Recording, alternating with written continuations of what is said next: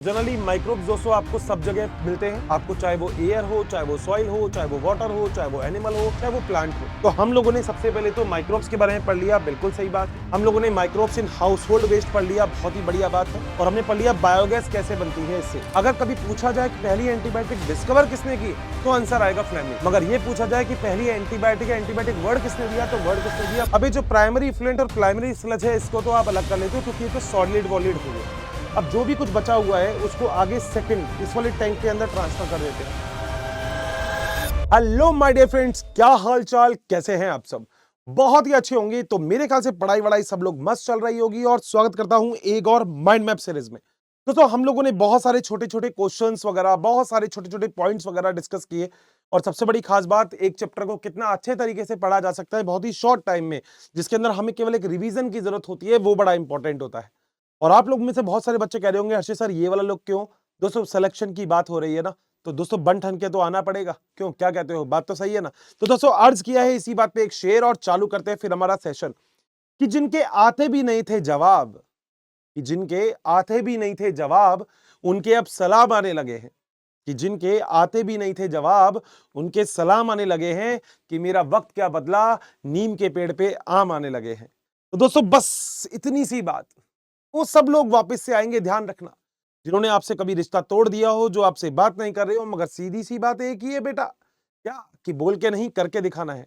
हम वो सारे चैप्टर्स, हम वो सारी की सारी चीजें इतने अच्छे से कर लेंगे कि नीट के एग्जाम में वहां से कोई भी क्वेश्चन अटका तो हमें कुछ भी रहेगा नहीं।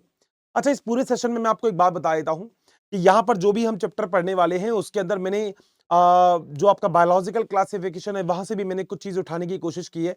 क्योंकि मुझे लग रहा है माइक्रोब्स चाहे आप कहीं भी यूज करते हो, अपन को तो भैया पता होना चाहिए कि माइक्रोब्स की कैटेगरी चाहे कहीं पे भी है, कोई भी काम है, मैंने यहां पे उसको मर्ज करने की कोशिश की है।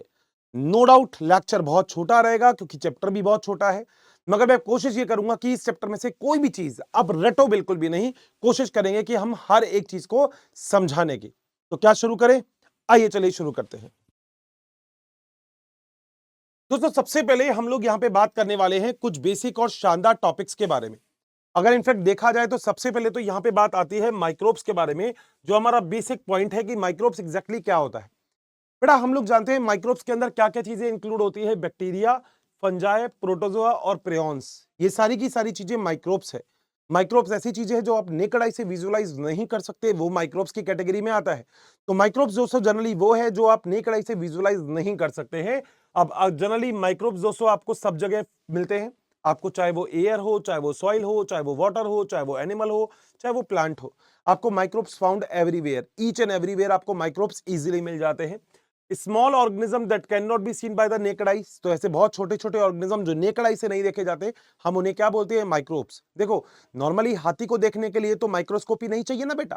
बेटा हाथी वैसे ही दिख जाता है बाहर से, इतना बड़ा होता है तो। मगर बेटा माइक्रोब्स, फॉर एन एग्जांपल कोई बैक्टीरिया है, लैक्टिक एसिड बैक्टीरिया है। अब कभी तुम दही खाते हो तो तुमको बड़ा मजा आता है, बोलते हो अरे हर्षित सर, मैंने कहा अरे हर्षित सर हम तो वेजिटेरियन हैं।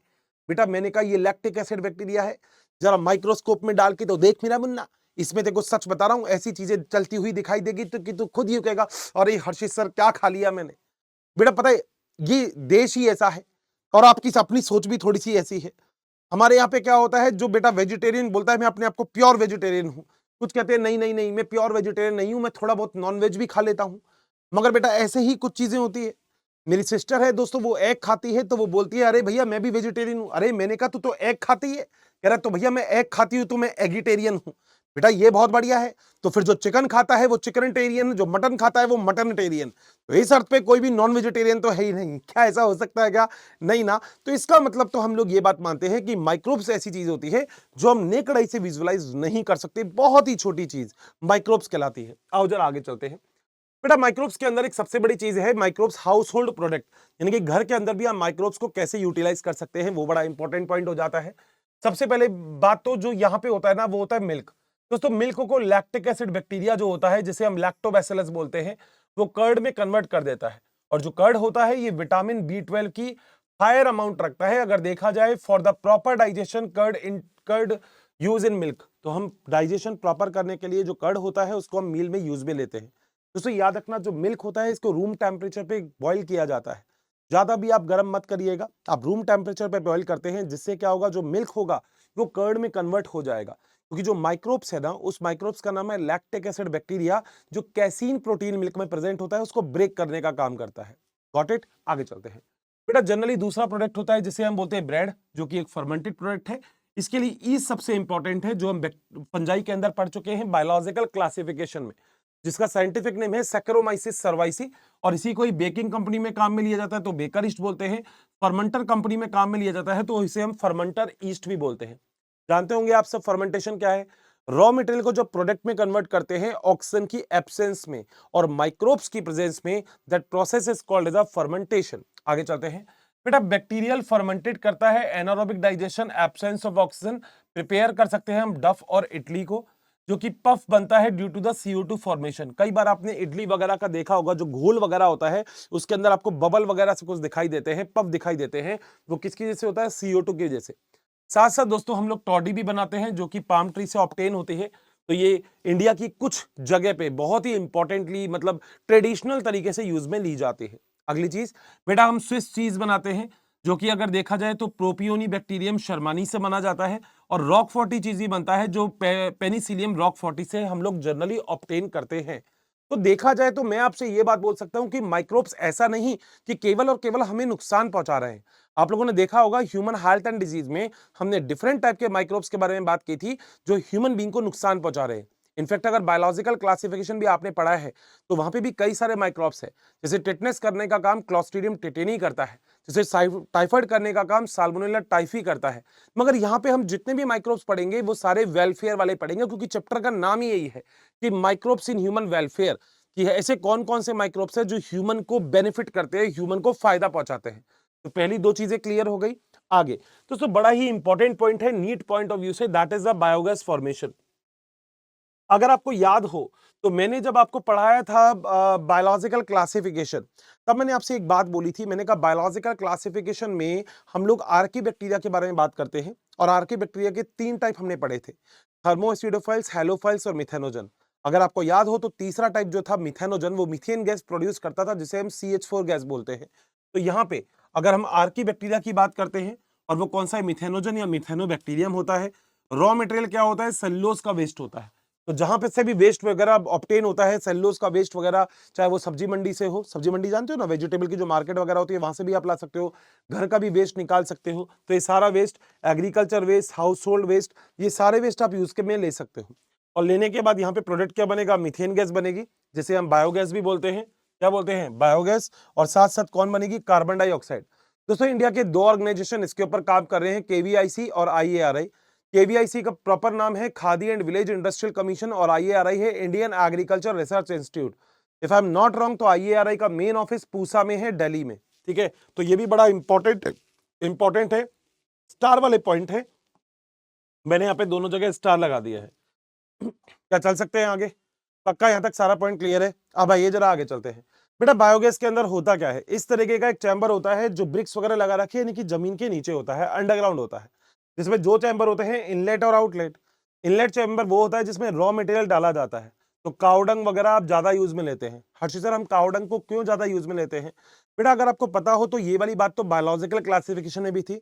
नहीं तो आप एक छोटा सा काम कर सकते हैं, गाय का गोबर और भैंस का गोबर, यही बोलते हैं ना, काउडंग और बफेलो डंग को। बेटा दोनों को बड़े आराम से और शिद्दत से देखो, तो आपको ये पता लगेगा कि जो काव का डंग है वो थोड़े टाइम के बाद उसके अंदर डॉट डॉट डॉट डॉट ज्यादा दिखाई देते हैं आपको, क्योंकि वहां पे एनारोबिक रेस्पिरेशन, एनारोबिक बैक्टीरिया ज्यादा है। बफेलो डंग में ऐसी कंडीशन आपको देखने को नहीं मिलेगी। और यही वजह होती है कि हम काव डंग और रॉ मटेरियल को प्रॉपर तरीके से मिक्स कर लेते हैं। मिक्स करने के बाद दोस्तों यहाँ पे एक चैम्बर होता है जिसे हम बोलते हैं डाइजेशन चैम्बर। इस चैम्बर के अंदर हम सारा का सारा ये मटेरियल जो भी है वो डाल देते हैं। बोलो बात सही है? डालने के बाद यहाँ पे जो माइक्रोब्स है, मिथेनोबैक्टीरियम है, जो मिथेनोजन है, वो क्या करेंगे? रॉ मटेरियल को ब्रेक करने का काम करेंगे, जिससे गैस बनती है जिसे हम बोलते हैं CH4। साथ साथ बनती है CO2, जो कि ऊपर गैस कलेक्शन चैम्बर में आ जाती है। ऊपर की तरफ दोस्तों यहाँ पे एक प्रेशर इंडिकेटर होता है, जैसे आपके गाड़ी में लगा होता है ना, जो आपको बताता है कि आपके टैंक में कितना पेट्रोल है। बेटा शुरू शुरू में तो हम ऐसे करते थे, हम बाइक को ऐसे ऐसे हिलाते रहते थे और हम देखते थे उसके अंदर पेट्रोल कितना है। मगर बाद में हमने तरीका छोड़ दिया, बाद में गवर्नमेंट भी समझ गई और कंपनी वाले भी समझ गए कि भैया प्रॉपर इंडिकेटर दे दो, तो आजकल तो प्रॉपर इंडिकेटर आता है। आजकल तो मतलब डिजिटल इंडिकेटर आने लग गया जिससे पता लग जाता है पेट्रोल कितना है। मगर कमेंट बॉक्स में बताइएगा जरूर ऐसे कितने बच्चे हैं जो ऐसे ऐसे बाइक को हिला के देखते हैं। गर्ल शायद तुमने तो कभी किया नहीं होगा क्योंकि तुम तो जनरली स्कूटी चलाते हो। लड़कों ने जनरली बाइक वगैरह चलाई होगी, स्कूटी भी अगर चलाई हो तो ये तो स्कूटी में भी ऐसे हिला हिला के देखते हैं, यूं कहते देख लेते हैं भाई पेट्रोल कितना जाएगा या नहीं जाएगा, नहीं तो 50 का डलवा लेते हैं। करा या नहीं करा तुमने? भाई साहब मैंने बहुत किया है ये बहुत बड़ी बात। तो सारा का सारा मटेरियल यहाँ पे इकट्ठा कर दिया। इकट्ठे करने के बाद उस मटेरियल से गैस बनी। गैस बनने के बाद धीरे धीरे मेटल में गैस बननी कम हो जाएगी, तो उस मेटल को यहां से उठा के यहां फेंक दोगे, यानी कि यहां रख दोगे। अब ये जगह खाली हो गई, दोबारा से इनलेट में मटेरियल चल जाएगा। तो बीच में यहाँ पे एक वॉल प्रेजेंट होती है जो दोनों एरिया को डिवाइड कर दिया उसने। अब धीरे धीरे दोस्तों गैस बनेगी, मीथेन गैस। मीथेन गैस के साथ CO2 भी बनेगी, और ये CO2 और मीथेन गैस को आप प्रेशर पंप में देख लोगे कि कितनी आपके पास गैस एग्जैक्टली प्रेजेंट है गैस चैम्बर में, क्योंकि हर बार तो बनाओगे नहीं बेटा, फट जाएगा नहीं तो ये ज्यादा गैस हो जाएगी। तो जब आपको लगता है कि हाँ अभी आपके पास प्रॉपर गैस है, तो अब आप इनलेट में कुछ भी मत डालो। तो होगा क्या, थोड़े टाइम के बाद आपको पता लगेगा कि गैस प्रॉपर बन चुकी है। बेटा वॉल आगे से खोलो और फर्स्ट क्लास तरीके से लाइटिंग के लिए, फ्लेम के लिए आप इसको इजीली यूटिलाइज कर सकते हो। मगर हर्षित सर क्या कहानी बंद हो गई? नहीं दोस्तों, कहानी अभी खत्म नहीं हुई। मुन्ना कहानी तो अभी चालू है। पुष्पा राज नहीं, ये कोई और राज चल रहा है। और राज क्या है? आर्की बैक्टीरिया का राज। राज ये है कि जो भी चीज अभी बच गई बेटा इसको यूज में ले लो मैन्योर की तरह। इसको अब एज आप फर्टिलाइजर की तरह यूज में ले सकते हो। आप इसको जो प्लांट्स और एनिमल्स वगैरह होता है उसको आसानी से प्रोवाइड करवा सकते हो। तो ये बहुत बड़ा इंपॉर्टेंट रोल इसका हो जाता है। बताओ क्या आसान है क्या? इनलेट चैम्बर पता है, आउटलेट चैम्बर पता है जिसके अंदर मैन्योर निकाल दिया उसको अब बाद में यूटिलाइज कर लो। गैस कलेक्शन चैम्बर पता है, नीचे डाइजेशन चैम्बर है। बोलो क्या पॉइंट क्लियर है? तो हम लोगों ने सबसे पहले तो माइक्रोब्स के बारे में पढ़ लिया, बिल्कुल सही बात है। हम लोगों ने microbes in household waste पढ़ लिया, बहुत ही बढ़िया बात है। और हमने पढ़ लिया बायोगैस कैसे बनती है इससे। दोनों ऑर्गेनाइजेशन याद रखना, KVIC khadi and village industrial commission और IARI Indian agriculture research institute. आओ आगे चलते हैं। बेटा अगला है माइक्रोब्स बायो कंट्रोल के अंदर आप लोग कैसे यूज में लेंगे। यहां से भी दोस्तों अगर देखा जाए तो देखो छोटे मोटे क्वेश्चन तो लगभग सब जगह से ही आ जाते हैं। तो बायोगैस के लिए भी बहुत इंपॉर्टेंट, अगर माइक्रोब्स का रोल हम लोग यहां पे पढ़ें तो ये भी बड़ा इंपॉर्टेंट होता है। बेटा अगर देखा जाए तो बायो कंट्रोल क्या होता है? आजकल केमिकल पेस्टिसाइड कंट्रोल कर देते हैं जिसका बेनिफिट और हार्मफुल रहता है, पॉल्यूशन वगैरह भी कर सकते हैं। हर सर मतलब ये कहना क्या चाह रहे हैं मैं बताता हूं। बेटा आप लोगों ने ये वाली चीज देखी होगी कि हम लोग जनरली केमिकल्स वगैरह को यूज में लेते हैं, और ये जो भी केमिकल्स होते हैं इन केमिकल्स को हम नॉर्मल नॉर्मल तरीके से हम इन केमिकल्स को जो भी हम यूज में ले रहे हैं इन केमिकल्स को हम जनरली प्लांट्स वगैरह के ऊपर डाल देते हैं। ठीक है, अब बेटा इससे तो वाटर पोल्यूशन भी हो जाता है, इससे सॉइल पोल्यूशन भी हो जाता है। उसी चीज को हम भी खा लेते हैं तो हमें भी दिक्कत हो सकती है। तो दोस्तों बायोलॉजी ने कुछ ऐसा काम किया कि यार सांप भी मर जाए और लाठी भी नहीं टूटे, मतलब मजे ही मजे। अब मजे ही मजे मतलब मजे मजे मतलब दोस्तों केमिकल का यूज करना ही हमने कम कर दिया। हमने क्योंकि चैप्टर माइक्रोब्स पढ़ रहे हैं तो सारी चीजें माइक्रो ऑर्गेनिज्म की होगी। तो दोस्तों हमने यहाँ पे माइक्रोब्स यूज में लेने चालू कर दिए। अब क्या किया हमने? हमने यहाँ पे बायोलॉजिकल मेथड यूज में लिया प्लांट की डिजीज और पेस्ट को कंट्रोल करने के लिए। बहुत सारे बायोलॉजिकल मेथड यूज में लेने चालू कर दिए। हमने कहा बायोलॉजिकल मेथड यूज में लेंगे तो अब प्लांट की डिजीज हम आसानी से कंट्रोल में ले सकते हैं, कोई दिक्कत नहीं आएगी। दोस्तों यहाँ पे हम लेडी बर्ड बीटल जो कि एफिड्स को कंट्रोल करते हैं और ड्रैगन फ्लाई जो कि मॉस्किटोज वगैरह को कंट्रोल करते हैं, तो हमें बहुत मजा आने लग गया। हमने कहा यार ये भी काम अच्छा हो गया कि यहाँ पे जो भी इंसेक्ट वगैरह थे उसको कंट्रोल करने के लिए हमें किसी और तरीके के केमिकल को यूज में नहीं लेना पड़े। साथ साथ दोस्तों हमने यहाँ पे बैसिलस थुरिंजेंसिस भी यूज में लिया, जिसे हम बोलते हैं बीटी कॉटन। तो अगर आपने सुना हो तो बीटी कॉटन जो होता है वो मतलब आज के टाइम पे हमने जेनेटिक मॉडिफाइड क्रॉप बनाई है। पहले के टाइम पे जो दोस्तों क्रॉप हुआ करती थी वो क्रॉप नॉर्मल थी, हम उसके ऊपर केमिकल डाल देते थे। मगर आज के टाइम पे हम क्रॉप के ऊपर केमिकल्स नहीं डालते। आज के टाइम पे हम क्रॉप को ही मॉडिफाइड कर देते हैं। जैसे हमने हम कॉटन बनाई जिसका नाम था बीटी कॉटन। अगर मैं गलत नहीं हूं तो एक कंपनी थी जिसका नाम था मोनसेंटो, ठीक है, उसने जनरली इसको बनाया था। और बीटी कॉटन बनाने के बाद या फिर कोई भी और कंपनी भी हो सकती है इसके अंदर पार्टिसिपेट कर दिया हो। अब बीटी कॉटन बनाने के बाद क्या हुआ, जो कैटरपिलर होता है लार्वा, जब वो इसको खाता है तो बेटा कॉटन उसके बॉडी के अंदर चली जाती है। अब कॉटन के अंदर एक जीन प्रेजेंट होता है जिसका नाम होता है क्राइजीन। क्या जीन होता है? क्राइजीन, जो क्रिस्टल डेवलप करता है। अब होता क्या, जैसे ही वो फूड उसके मिडगट के अंदर जाता है तो बेटा उसको जो कंडीशन मिलती है वो मिलती है बेसिक कंडीशन। अब आपकी बॉडी में डाइजेशन में तो एसिडिक कंडीशन है तो हमको तो दिक्कत नहीं है, तुम खा जाओगे तो तुम्हें दिक्कत नहीं है, मगर उसको दिक्कत है जिसके अंदर बेसिक कंडीशन होगी। तो उसकी एपिडर्मल जो सेल होता है उसको इन्फेक्ट कर देता है और फाइनली जो कैटरपिलर होता है उसकी डेथ हो जाती है। तो कहीं ना कहीं ये बहुत ही इंपॉर्टेंट है और बहुत ही बढ़िया मॉडिफिकेशन है। आजकल तो केवल और केवल दोस्तों कॉटन तक नहीं, हम लोग तो बीटी से कई सारे और प्रोडक्ट भी डेवलप कर चुके हैं, तो बहुत ज्यादा रिसर्च चल रही है बीटी के ऊपर, बहुत ही अच्छा प्रोडक्ट है ये। बेटा ऐसा ही है ट्राइकोडर्मा, जो कि रूट इकोसिस्टम में मिलता है, कंट्रोल करता है बहुत सारे डिफरेंट प्लांट पैथोजन को। साथ साथ दोस्तों नीट के अंदर बैक्टीरियोवायरस के बारे में भी आया है, जो कि अटैक करता है इंसेक्ट और अदर ऑर्थोपोड्स, बहुत सारे डिफरेंट ऑर्थोपोड्स होते हैं जिसको ये इफेक्ट करता है। इसका स्पेशली जो जीनस होता है वो होता है न्यूक्लियो पॉलीहाइड्रोवायरस, और जनरली अगर देखा जाए तो स्पेसिफिक स्पीशीज स्पेसिफिक होता है नैरो स्पेक्ट्रम। अब अर्शी सर, ये नैरो स्पेक्ट्रम क्या है? कई बार कुछ चीजें ऐसी होती है जो एक दवाई कई चीजों में काम में आई, that is called as a broad spectrum. बोलो बात सही है? जैसे तुम्हारे पापा से केवल तुम्हारा भैया ही संभलता है, तो पापा का नैरो स्पेक्ट्रम। तुम्हारी मम्मी से तुम्हारे भैया, तुम्हारे पापा, तुम्हारी भाई, तुम्हारी बहन, तुम्हारा पूरा घर संभल जाता है, तो मम्मी का क्या है? Broad spectrum. तो दो स्पेक्ट्रम होते हैं, नैरो जिसमें एक लिमिटेड एरिया हो, ब्रॉड जिसमें एरिया थोड़ा सा बड़ा होता है। तो यहाँ पे ब्रॉड स्पेक्ट्रम की बात करते हैं। ये इंसेक्टिसाइड एप्लीकेशन में काम में आता है, यानी इंटीग्रेटेड पेस्ट मैनेजमेंट कर सकते हैं आप इसका। यानी कि देखा जाए तो एक ऐसा तरीका दोस्तों हमने बना लिया माइक्रोब्स की हेल्प से कि हम लोग कहीं ना कहीं पॉल्यूशन का लेवल कम कर रहे हैं, हम लोग कहीं ना कहीं इकोसिस्टम को कोशिश कर रहे हैं कि डैमेज कम हो। मगर देखो, अगर देखा जाए तो कोई भी तरीका होता है ना, उसके फायदे और नुकसान दोनों ही होते हैं। तो कई बार इनको भी अपोज किया जाता है, मगर फिर भी क्योंकि चैप्टर का नाम ही माइक्रोब्स इन ह्यूमन वेलफेयर है, तो दोस्तों हमें वो सारे टॉपिक पढ़ने पड़ेंगे जो ह्यूमन बीइंग के बेनिफिट्स के लिए जरूरी होते हैं। अगला पॉइंट दोस्तों, माइक्रोब्स एज अ एंटीबायोटिक। दोस्तों अगर आपको याद हो तो आपने तीन वर्ड सुने होंगे, एंटीजन, एंटीबॉडी और एंटीबायोटिक। एंटीजन क्या होता है? जब आपकी बॉडी में कोई फॉरेन पार्टिकल आता है और आपकी बॉडी की इम्यून पावर को इफेक्ट करता है, ठीक है, that is called as a antigen. आपकी बॉडी उसके अगेंस्ट जो बनाती है, that is called as a antibody.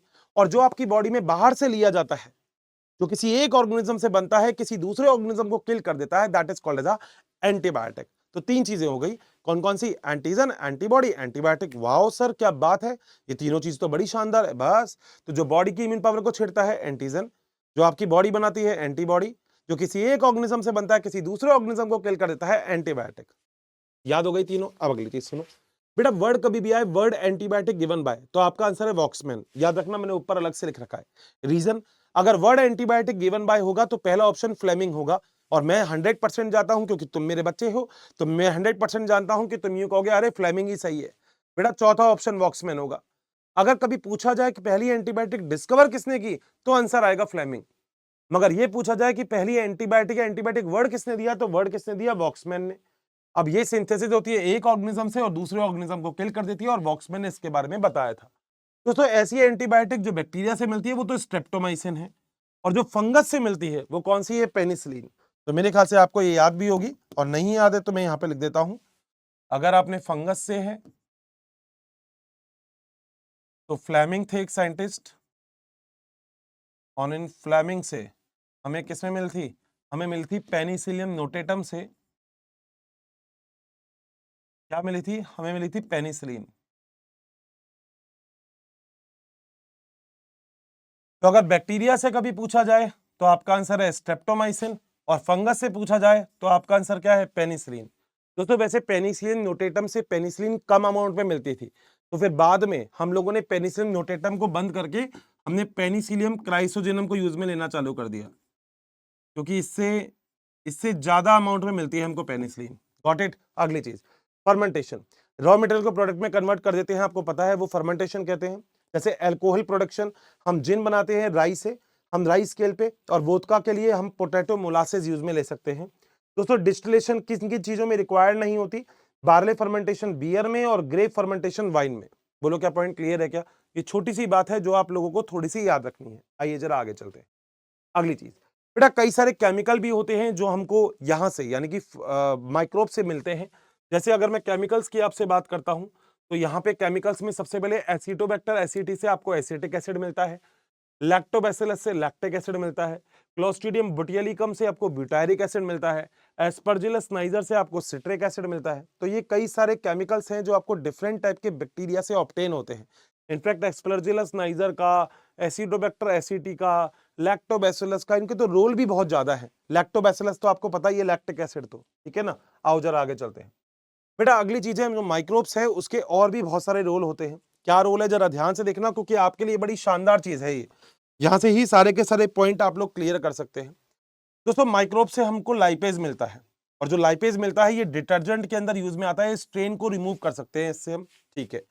Microbe से ट्राइकोडर्मा पॉलीस्पोरिन स्पोरम से हमें साइक्लोस्पोरिन ए मिलता है, बिल्कुल बात सही है। और साइक्लोस्पोरिन ए एक इम्यूनोसप्रेसर एजेंट है जो ऑर्गन ट्रांसप्लांट में काम में लिया जाता है। अगर आपको पता हो, एक पर्सन से जब दूसरे पर्सन में ऑर्गन डाला जाता है तो उस पर्सन का इम्यून पावर जो होता है वो उस ऑर्गन को खत्म कर सकता है। तो इसलिए हम जिस पर्सन में आप ऑर्गन डाल रहे हो उसके इम्यून पावर को थोड़ा सा डाउन कर देते हो। तो कौन सी ड्रग यूज में लेते हो? साइक्लोस्पोरिन ए। किससे लेते हो? ट्राइकोडर्मा पॉलीस्पोरम से। ऐसे ही दोस्तों माइक्रोब्स होते हैं जैसे पैक्टिनेज और प्रोटीएज जो कि बॉटल और जूस में काम में लिए जाते हैं, जैसे स्ट्रेप्टोकाइनेज जो रिमूव करता है क्लॉट्स को ब्लड के अंदर और यूज करता है माइक्रोकार्डियल डिसऑर्डर के अंदर भी। साथ साथ ये स्ट्रेप्टोकोकस से ऑब्टेन किया जाता है। दोस्तों एक और ऐसी जगह है, चीज है जिसका नाम है स्टैटिन, जो कि मोनास्कस पर्प्यूरियस से मिलता है आपको, और ब्लड कोलेस्ट्रॉल लोअरिंग एजेंट होता है।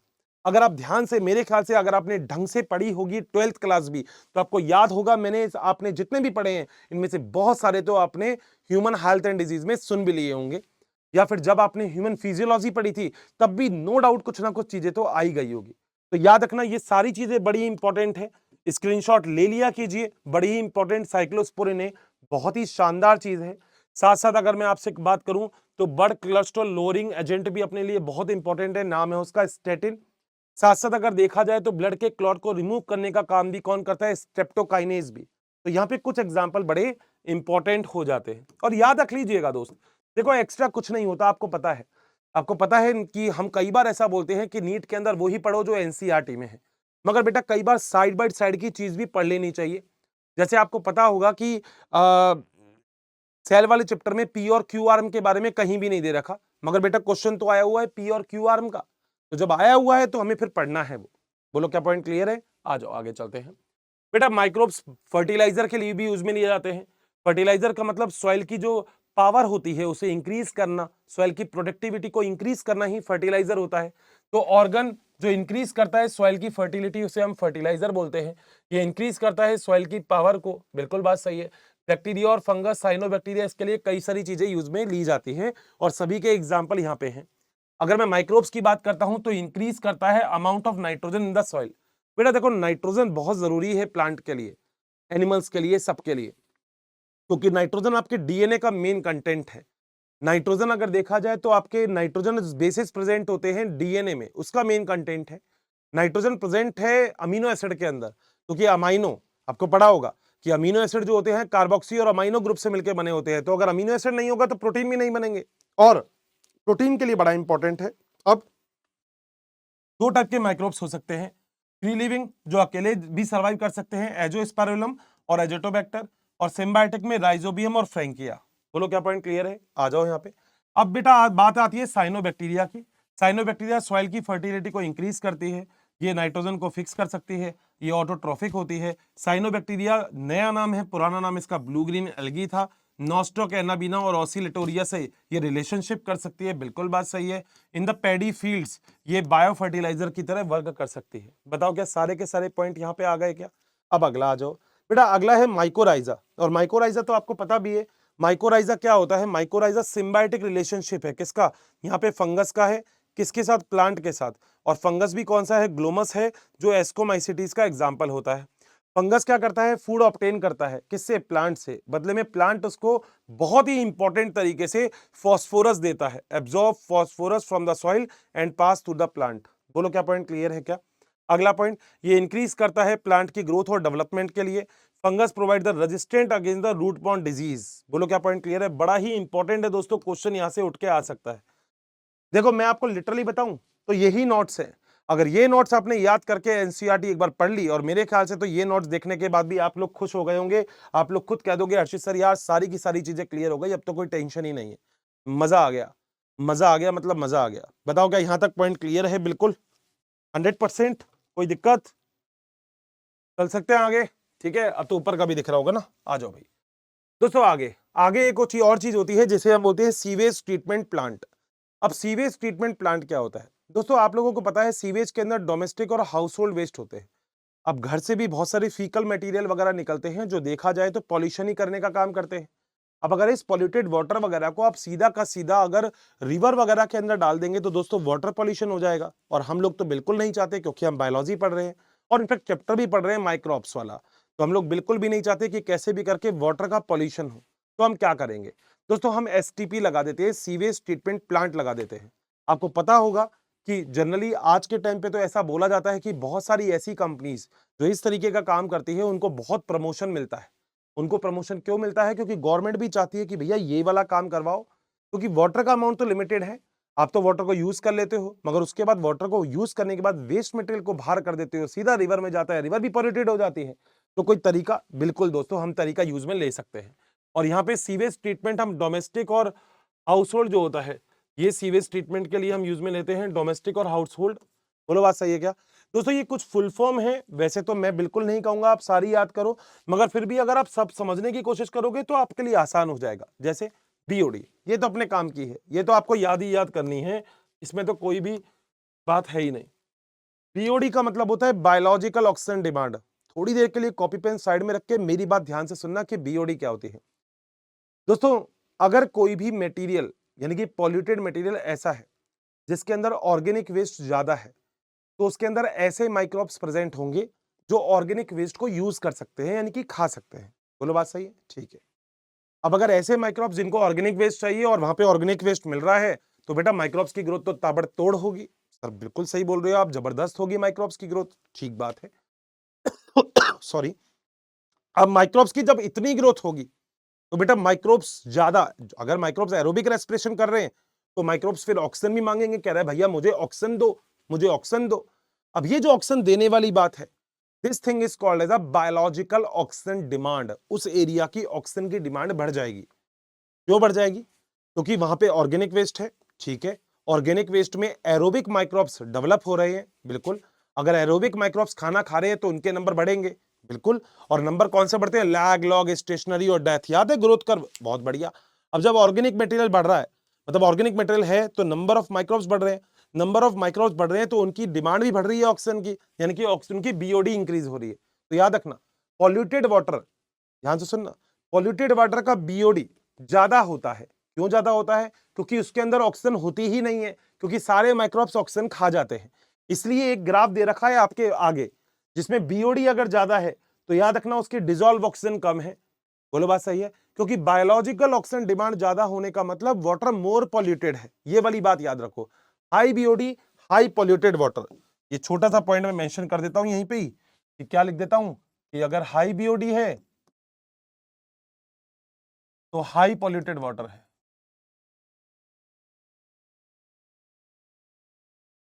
बोलो बात सही है क्या? तो बीओडी ज्यादा है तो पॉल्यूटेड वाटर भी ज्यादा होगा। चलें आगे। अब बेटा हम लोगों ने गंगा एक्शन प्लान किया, यमुना एक्शन प्लान किया। हम लोग गंगा को भी खैर कोशिश कर रहे हैं कि भैया साफ बाफ हो जाए। अब गवर्नमेंट तो बोलती है कभी कभी हो गया, कभी कभी कहती है नहीं हुआ, मगर अभी चल रहा है। सीओडी बेटा केमिकल ऑक्सीजन डिमांड। डीओ का मतलब डिजोल्व ऑक्सीजन कितना है। एक टीडीएस होता है जिसे हम बोलते हैं टोटल डिजोल्व सॉलिड, यानी कि कई बार वाटर के अंदर सॉलिड इंप्योरिटीज भी होती है, जैसे फ्लोराइड वगैरह। तो टीडीएस होता है। जब आपका आरओ वाला आता है ना, तो वो एक थर्मामीटर से लेके आता है, एक यूनिट से लेके आता है, जिससे आपका वाटर का चेक करता है कि कैसा वाटर, फिर बोलता है अरे तुम्हारा तो फिल्टर खराब है। वो बेटा टीडीएस चेक करता है, उसको बाकी और चीजों से मतलब नहीं है। तो क्या चेक करेगा? वो चेक करेगा टीडीएस, यानी कि टोटल डिजोल्व सॉलिड। आओ जरा आगे चलते हैं। ये वाली बात क्लियर है? अब देखो कितना आसान है बेटा। सीवेज वाटर आपने यहाँ पे डाला तो तीन टाइप के ट्रीटमेंट आपको करवाने। कौन कौन से? प्राइमरी ट्रीटमेंट, सेकेंडरी ट्रीटमेंट और टर्सरी ट्रीटमेंट। प्राइमरी ट्रीटमेंट का मतलब आपने फिल्ट्रेशन करवा दिया और सेडिमेंटेशन करवा दिया, आपने छान लिया। तो जो भी सॉलिड वेस्ट वगैरह होंगे वो तो सारे छन के अलग हो जाएंगे। जैसे चाय छानते हो, चाय छलनी में से, तो छलनी सारी चीजों को छान लेती है। तो पहला काम तो ये बहुत ही आसानी से हो जाता है, ठीक है। तो प्राइमरी सेटलिंग टैंक में क्या करते हैं, जो भी सीवेज वाटर है उस सीवेज वाटर को लेते हैं, छान सब तरीके से बढ़िया से छान लेते हैं और यहाँ पे मटेरियल को थोड़ी देर छोड़ देते हैं। अब ये सेटलिंग टैंक है, मतलब पानी बहता हुआ नहीं, पानी को स्टॉप कर दिया। तो क्या होगा, जो भी और थोड़ा सा सॉलिड डिबेरिस वेस्ट होगा वो सारा का सारा नीचे आ जाएगा, जिसे हम प्राइमरी इफ्लुएंट या प्राइमरी स्लज बोलते हैं। बोलो क्या बात क्लियर है? अभी जो प्राइमरी इफ्लुएंट और प्राइमरी स्लज है इसको तो आप अलग कर लेते हो, क्योंकि ये तो सॉलिड वॉलिड हो गया। अब जो भी कुछ बचा हुआ है उसको आगे सेकंड इस वाले टैंक के अंदर ट्रांसफर कर देते हैं। अब इस टैंक में एक एजिटेटर लगा हुआ है। ये ऐसा होता है जो घर में रई होती है ना, मिक्सी वाली जो होती है ऐसे, जिससे आप लोग लस्सी वगैरह भी बनाते हैं, तो वही होता है। ये प्रॉपर मिक्स करता रहता है मटेरियल को। अब होगा क्या बेटा, सीधी सी बात है, ये वाला जो वेस्ट मटेरियल है इसके अंदर कौन सा वेस्ट होगा, ऑर्गेनिक वेस्ट। और मैंने बोला अगर ऑर्गेनिक वेस्ट है तो वहां पे माइक्रोब्स भी ग्रोथ करेंगे जो एरोबिक होंगे, तो उनके नंबर इंक्रीज होते जाएंगे। तो बेटा धीरे धीरे क्या करेगा, यहाँ पे जो माइक्रोब्स होंगे ना वो फ्लॉक्स बना लेंगे। फ्लॉक्स का मतलब होता है जाल लाइक स्ट्रक्चर, क्योंकि उनके अमाउंट बहुत ज्यादा बढ़ गए हैं। बोलो डन है। ये नीचे नीचे इकट्ठे होते रहेंगे। अब ऊपर जितना भी मटेरियल आपके पास बचा है उसको आप आगे वाले टैंक में, सेकेंडरी सेटलिंग टैंक में भेज दो, तो और भी अगर कोई वेस्ट वगैरह सॉलिड में होगा वो भी नीचे आ जाएगा। सही है, माइक्रोब्स भी होंगे वो भी आ जाएंगे नीचे। ठीक बात। अब अर्षित सर क्या करेंगे, अब सुनो काम की चीज। बेटा ये माइक्रोब्स जो है, ठीक है, हमारे तो काम के हैं। क्यों अर्षित सर, हमारे क्यों काम के, सुनो आगे और भी तो वेस्ट आएगा। तो बेटा हर बार माइक्रोब्स नए नए डालते रहोगे क्या, पैसा बढ़ेगा फिर तो। माइक्रोब्स खरीद के लेके आने पड़ेंगे, फ्री में करेंगे नहीं ना। तो क्या करोगे, थोड़ा सा यहाँ से एक्टिवेटेड स्लज लोगे, और लेने के बाद थोड़ा सा यहाँ पे, यहाँ से और यहाँ आप ट्रांसफर कर दोगे, कर दिया। बाकी जो भी एक्टिवेटेड स्लज यानी कि जो और माइक्रोब्स है उसको एनारोबिक डाइजेस्टर में डाल दोगे। अब एनारोबिक डाइजेस्टर में एरोबिक माइक्रोब्स से सर्वाइव करेंगे नहीं, वो खत्म हो जाएंगे। और जितना भी मटेरियल यहाँ से बचेगा वो सारा का सारा आप रिवर के अंदर ट्रांसफर कर दोगे, आसानी से आपका काम हो गया। बताओ क्या पॉइंट क्लियर है क्या। तो एग्जैक्टली अगर देखा जाए तो अलग अलग टाइप के आप ट्रीटमेंट करवा सकते हैं, प्राइमरी, सेकेंडरी, फिर केमिकल ट्रीटमेंट भी करवा लो, कि और भी अच्छे से अगर आपको प्योरिटीज रखनी है तो यहां तक बताओ क्या सच में पूरा का पूरा पॉइंट क्लियर है क्या। मेरे ख्याल से जितने भी दोस्त मुझे सुन रहे होंगे सभी लोगों को क्लियर होगा कि हम लोगों ने कैसे यहां से प्रोसेस चालू किया था, हमने कैसे इसको यूटिलाइज किया, हमने कैसे माइक्रोब्स की हेल्प से लगभग सारा का सारा काम कंप्लीट कर दिया। तो दोस्तों आशा करता हूं कि चैप्टर वैसे बड़ा छोटा था मगर आसानी से क्लियर हो गया होगा। छोटे छोटे क्वेश्चन के बारे में प्रैक्टिस बिल्कुल अच्छे से करिया करिया कीजिए, बहुत ही इंपॉर्टेंट है।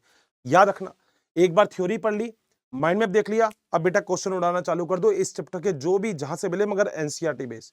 तो मस्त रहिएगा, स्वस्थ रहिएगा। जाते जाते एक शेर और मार देता हूं, शायद पहले सुनाया नहीं हूं, कि बारिश की बूंदें खिड़की से अच्छी लगती है, सीलिंग से नहीं, कि खेलना है तो खिलौनों से खेलो, किसी की फीलिंग से नहीं। तो thank you so much, have a nice day, bye bye, take care, love you all.